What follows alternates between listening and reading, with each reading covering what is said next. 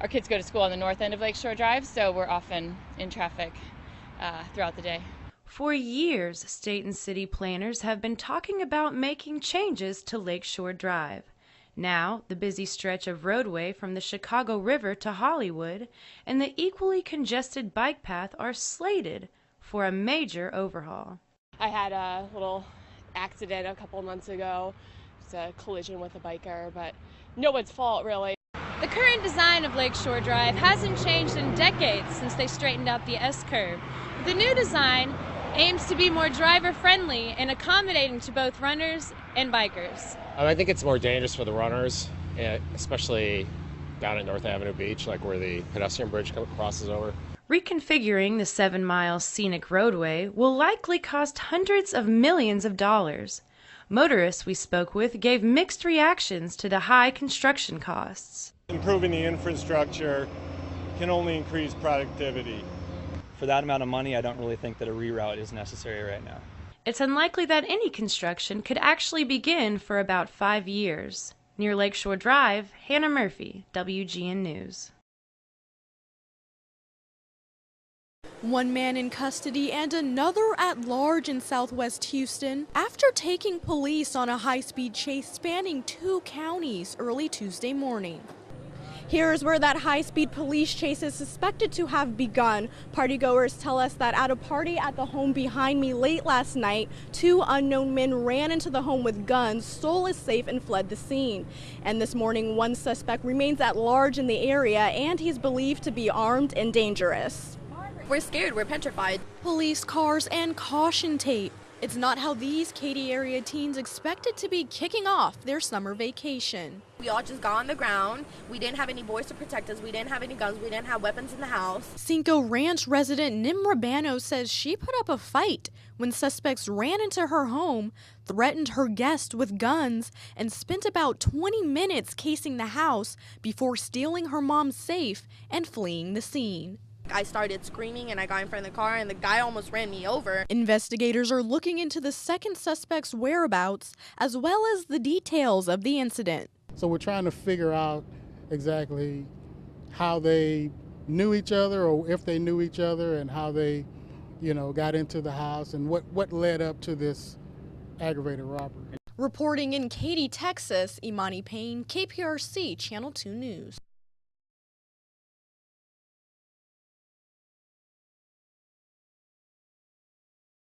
See, there's the hail damage from a week ago, and it's scabbed over, and there's nothing wrong with that peach. All you do is you just, cut that off right there.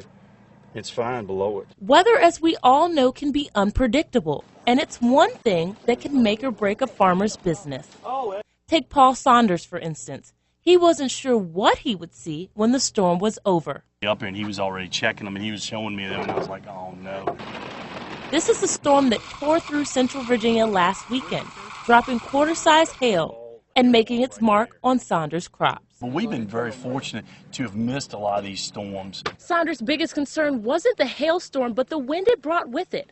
He says once the peaches hit the ground, they're done. We don't ever mess with them after that. They're for the raccoons and the whatever to eat after that. Besides the storm, there was another reason the Saunders family didn't expect to produce a crop. And he said, I'll be surprised if we have a peach crop this year because he was expecting a April frost, like we normally have, but we didn't have it. Some irony to this story, an early picking season, 1 month early, in fact. My father's 78 years old. He says he's never picked a peach that early. Oh my God, the truck is sinking. The truck is sinking. The devastating flooding hitting South Carolina has reached catastrophic levels. At least 5 people have been killed in the state, and officials are worried that number will rise.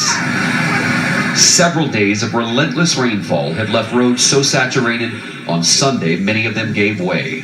We haven't seen this level of rain in the Low Country in 1,000 years. That's how big this is. Crews rescued hundreds of people from fast-moving floodwaters. Yeah, he just made a mistake. The driver of this pickup truck tried to drive through a flooded street, but his car was quickly overtaken.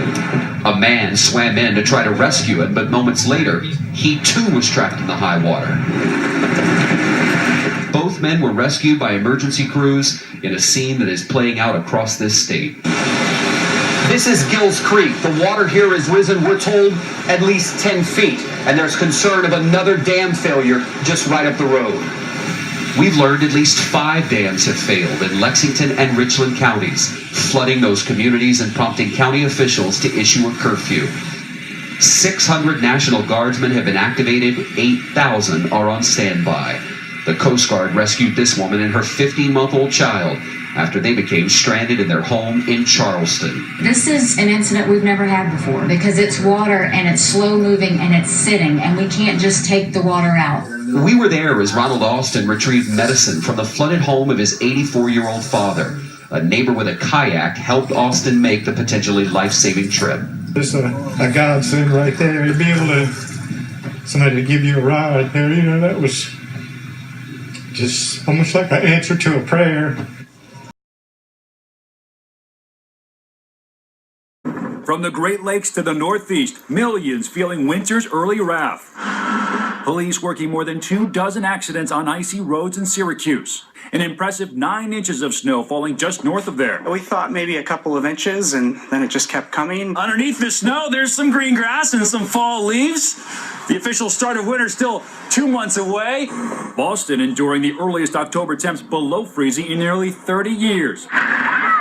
And in the west, more intense storms there, knocking out power in the Phoenix area. Winds gusting over 60 miles an hour, tearing this cotton storage plant to shreds, knocking over this gas station awning and ripping the roof right off this home. It was like dynamite going off. It was that loud, the entire floor shook. And in Southern California, the last of the mud-caked cars trapped in those mudslides finally cleared from the highway.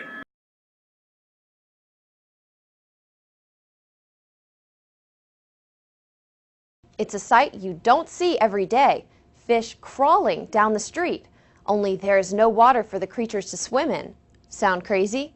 Well, that is what happened in one area neighborhood today. Walking catfish, did you ever hear of them? It's a sight few have seen. Whoa, it's a walking fish. That's right, walking fish. They can walk right up the sidewalk if they have to.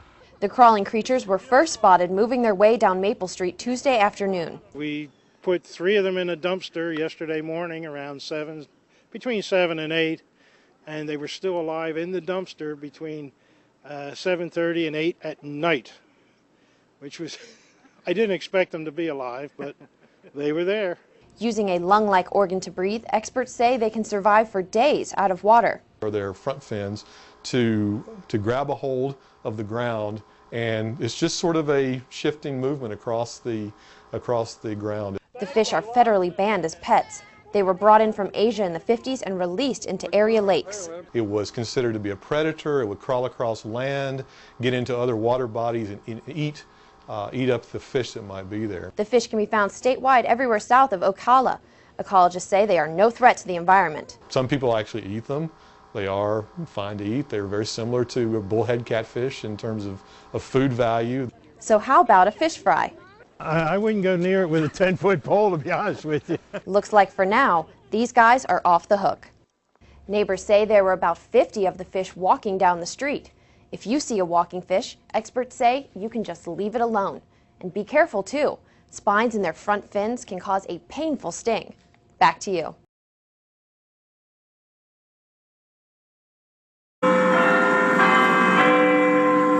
The world's most famous clock strikes 6 o'clock, or does it?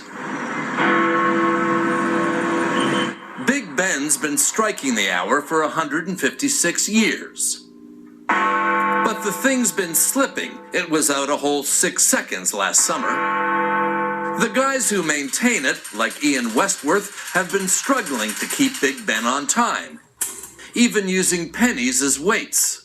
By putting on or taking off a penny on the pendulum like this, you speed up or slow down the clock by 2/5 of a second in 24 hours.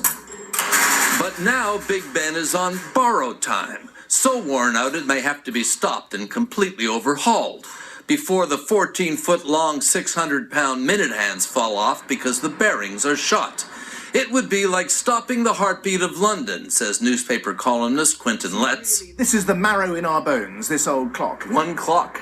1 o'clock, and you know, the thought of it not being there, or one hand flying off, or heaven forbid, the thing going digital, is just too gruesome to consider. We rightly expect all sorts of things of the bus that carries us. It would be like losing yet another old symbol of London. The much-loved hop-on, hop-off buses are gone to be replaced by these unloved models. The old red phone boxes are only kept around for the tourists since the advent of you-know-what. And London's famous black cabs are now threatened by Uber. If Big Ben were to go, it would be a calamity, a catastrophe, a disaster. And for that reason, I suspect they will find a way around this. But they're running out of time. Mark Phillips, CBS News, London. Thanks, Kevin. Bradenton Beach Police are questioning several people tonight after rival gangs got into a shootout. It happened at Cortez Beach. 3 gang members were injured, panicking thousands of beachgoers. For many relaxing on Cortez Beach, their holiday quickly turned ugly when longtime rival gangs arrived.